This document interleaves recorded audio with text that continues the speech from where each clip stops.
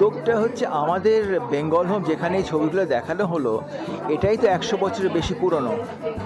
এটা বেঙ্গল ক্রাফট রিভাইভালের জন্যই তৈরি হয়েছে এনজিও।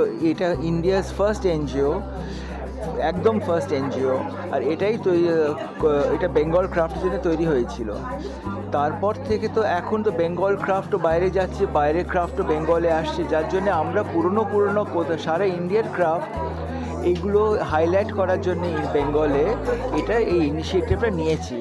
আমাদের যে টেক্সটাইল হেরিটেজের যে আসল টেক্সটাইল সেটা হারিয়ে যাচ্ছে, এবং আমরা যদি এই ধরনের উদ্যোগ এবং এই ধরনের প্রচার, যেখানে শুধুমাত্র তাঁতি নয় এবং তাঁত শিল্প নয়, তার পিছনে আরও যে সমস্ত মানুষেরা থাকে তাদেরকে নিয়ে মুভি, বিভিন্ন ধরনের আলোচনা সভা, এই ধরনের মানুষের মধ্যে অনেকটা বেশি অ্যাওয়ারনেস তৈরি করতে সক্ষম হবে, এবং আশা করি সেটা আমাদের ইন্ডিয়ান টেক্সটাইলকে আরও সামনের দিকে এগিয়ে নিয়ে যেতে সাহায্য করবে।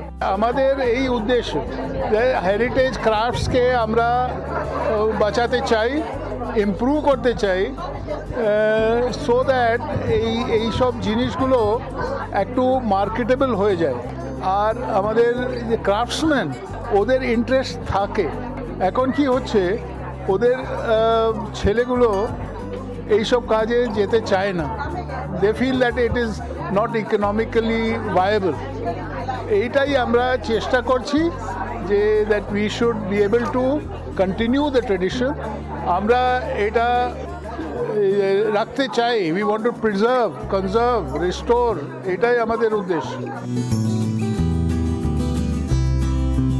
চিরঞ্জিতের রিপোর্ট, এস নিউজ।